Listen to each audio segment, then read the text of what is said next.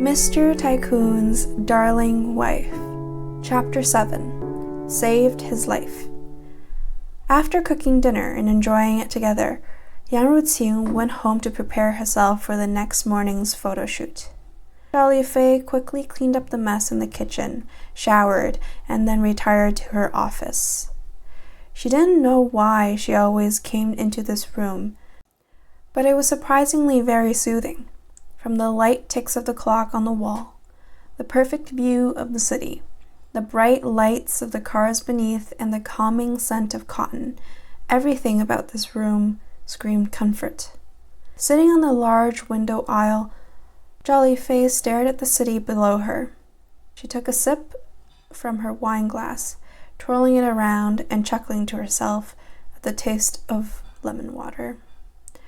Zhao Lifei was trying her best to not drink alcohol because it reminded her of the horrible memories filled with self-hatred and doubt.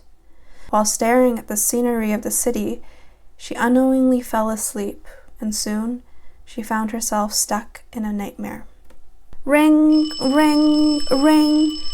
Zhao Lifei's phone went off the next morning, startling her from the nightmare she was experiencing. In her tired and groggy state, she reached for the phone. She groaned at the soreness of her body. "I slept in such an uncomfortable position. No wonder my body hurts," she muttered to herself. Without looking at the caller ID, she tiredly picked up the phone. "Hello?" she greeted, her voice laced with heavy exhaustion.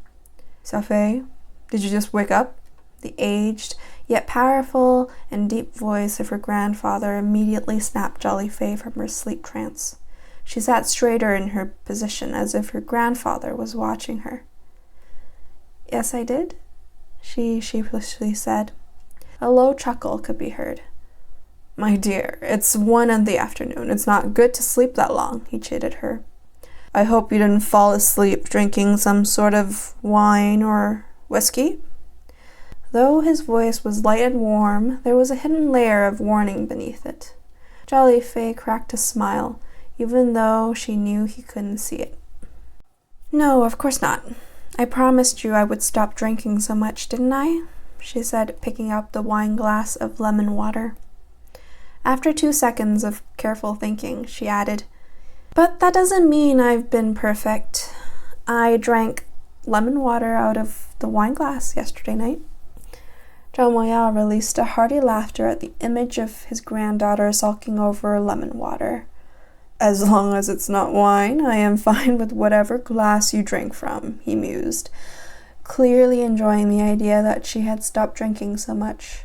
It had already ruined her once. He didn't want the same thing to repeat. "Did you have lunch yet, Xiaofei?" he asked over the phone, clearly having an ulterior motive. Zhao Lifei raised a brow at his question. She prayed that he didn't enjoy Yang Ruqing on the blind date train. She already had one yesterday.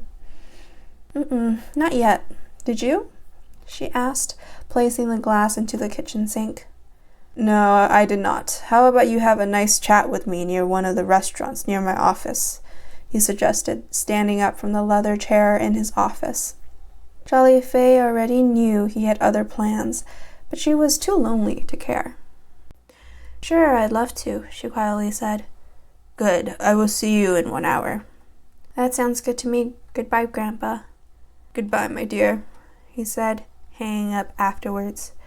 Zhao Lifei began to get ready. She knew if he wanted to meet near his office, she would eventually get dragged into the enormous corporation. So she brushed her teeth, took a shower, and wore something business casual. Stepping out of the taxi, Zhao Lifei was beginning to garner the attention of a few onlookers. Because the restaurant was really popular and famous among the socialites, the people immediately recognized the former queen. Dressed in a white Chanel blouse, a Valentino dress pants, and the latest handbag, the woman couldn't help but glower at Zhao Lifei. Even though the queen had lost her throne, she didn't lose her elegance and grace. Zhao Lifei already knew that the women that frequented this restaurant were famous socialites. That's why she wore an outfit that would leave them speechless. The only con was that she stepped out of a public cab instead of a private car with a chauffeur. All those expensive outfits and she stepped out of a peasant's car? Who does she think she is, wearing the latest clothes when her credit cards were all blocked? I'm surprised she's even able to buy those brands. Didn't Zheng Tianyi blacklist her from those stores? She probably had to ask someone to buy it for her. How shameful. If she heard any of the gossip about her, Zhao Lifei didn't show any signs of it. Instead, she kept her eyes forward and head up. The crown might have fallen, but she didn't. Besides, she didn't have time to engage in their mindless chatter and gossip. If she wanted to, she could instantly snap back. But she was too tired and hungry to do so. Zhao Lifei skipped the long line of socialites and walked straight into the restaurant. "Ma'am, did you make a reservation?" The woman at the front counter asked, briefly skimming over her outfit. She had been working here for a while now and could instantly smell money, and Zhao Lifei seemed to be made of it. "No, I did not." Zhao Lifei's words immediately caused the woman by the entrance to giggle and gossip. "Ha! Now she can't get in. Stepped out of the poor car, now she's going to step out with her head low. The reservation waitlist here is like 3 months. There's no way she could get in." The women laughed to themselves, clearly not knowing her powerful backing. "I'm sorry, ma'am, but you cannot enter without a reservation," the woman politely said. She nearly rolled her eyes when Zhao Lifei pursed her lips. "Ma'am, you're holding up the line. If you don't have a reservation, I'm going to have to ask you to leave," the woman added on, finally rolling her eyes when Zhao Lifei raised an amused eyebrow. "If she doesn't have a reservation, why waste my time?" the woman thought to herself. Just then, a man in an ash-gray suit stepped forward. His gaze was cold and stoic, forever in a serious and professional manner. The hostess at the front immediately bowed at the presence of the man. "Good evening, Manager Tang." "Let the honorable guest inside. She doesn't need a reservation." The man's voice was incredibly frigid, and the atmosphere around him was eerily calm. "Tang Sudong, it's been a while," Zhao Lifei said, a smile gracing her face at the presence of her old friend. His stony gaze softened at her presence. He gently patted her head and resisted the urge to ruffle it. "Indeed, it has been a while. We haven't talked in 2 years," he scolded, guiding her inside the restaurant and towards the private room where Zhao Muyao was waiting for her. The people outside of the restaurant were stunned. They never thought that the Iron Manager would be able to smile or have such a warm look on his face. All of the employees were equally surprised. The manager never showed special treatment to anyone, regardless of whether they were an A-list celebrity or a CEO. Yet, he effortlessly beckoned this woman inside, as if she was someone very special to him. No one knew the long history between Tang Sudong and Zhao Lifei, who had once saved his life. Chapter 8. A Vengeful Woman. "Grandfather, I'm sorry for my lateness. Did I make you wait too long?" Zhao Lifei gently asked while sitting down. Zhao Muyao hummed in reply. "No, I just got here." He blatantly lied, revealing a smile.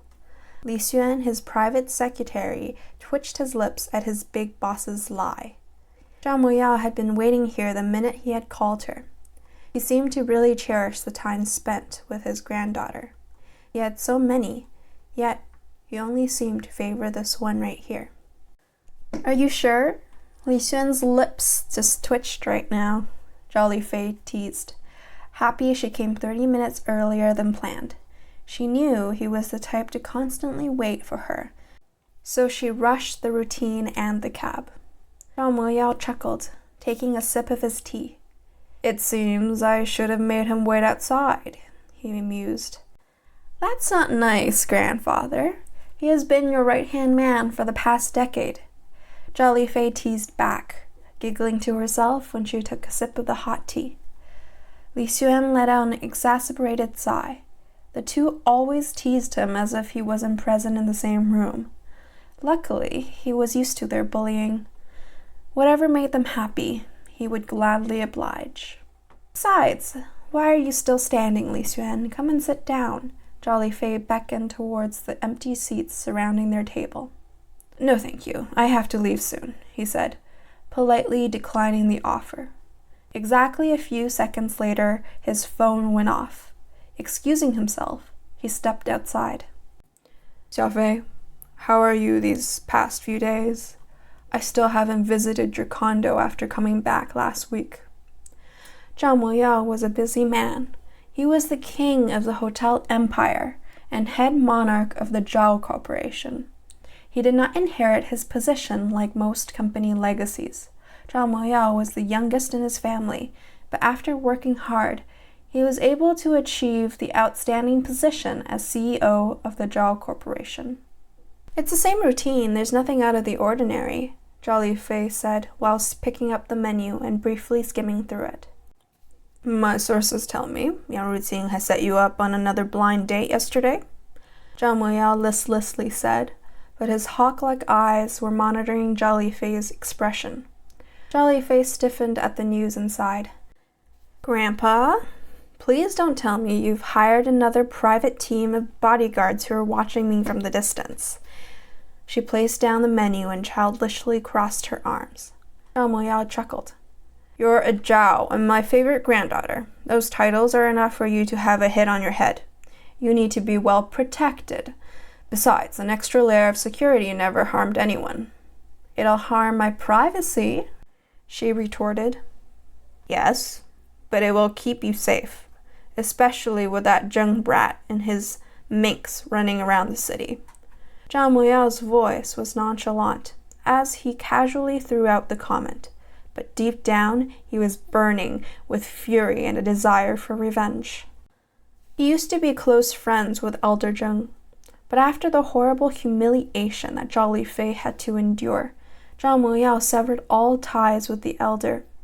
He would never allow her to be trampled over, regardless of the things she might have done. The Zhao Corporation had taken a harsh blow in their stocks, but young enterprise came to their aid. It's fine. I'm not scared of him, Grandpa. Zhao Lifei's voice turned soft and gentle, but it quivered and shook with uncertainty. One glance at the broken and pained expression on her face was enough to make Zhao Moyao frown. Are you sure you don't want to take up my previous offer? We can try and get rid of that woman. No, Grandfather. One hit at her and it'll send the entire Zheng army after us. Zheng Tianyi was in charge of the private military that the Zheng owned, and he would never hesitate to use it, especially when Xiamengxi was in the picture. Had this been the previous naive and vengeful Zhao Lifei, she would have immediately agreed with her grandfather. An opportunity to discard Xiamengxi? Gladly. However, she was not that woman anymore. She had learned her lesson the hard way and was determined to not experience it again. Besides, she didn't want to forever remain the stereotypical ex-fiancée who refused to let go of the big thigh. What that bastard has done to you is despicable. Zhao Moyao placed down his menu. How dare they try to attack his granddaughter when he was out of the country on an important business trip? Zheng Tianyi waited for the perfect opportunity where all of Zhao Lifei's comrades and allies were out of the city or the country to strike her. And indeed, they struck her hard. Within a matter of 3 days, she was humiliated, tossed aside, disowned, banned, blacklisted, beat, and ruined. Zhao Lifei might have done some horrible things to Xiamengxi, but Zheng Tianyi's actions had crossed the line.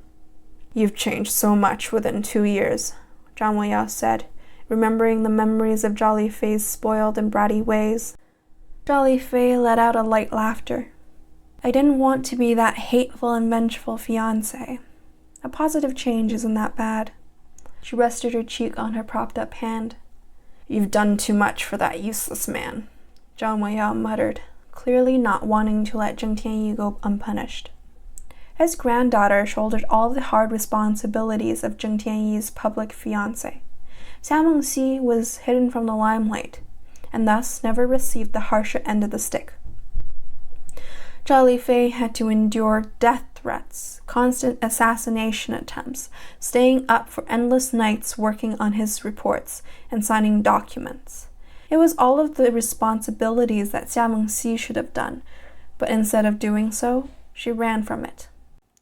It's not good to dwell on it any further, Zhao Lifei whispered, hugging her stomach protectively. The past was the past. It should remain in the past and not the present or future. Zhao Moyao's face softened. The woman in front of him has become a shell that has suffered immense damage. The cracks were clear, and the high walls she created were even more visible. She was severely damaged, and nothing he could do or say could turn back time. It's been a while since we've last had a nice chat over lunch. Let's not talk about this matter anymore. Zhao Lifei quietly said, her voice barely above a whisper. Zhao Moyao sighed. All right. I suppose we should get back to ordering our food.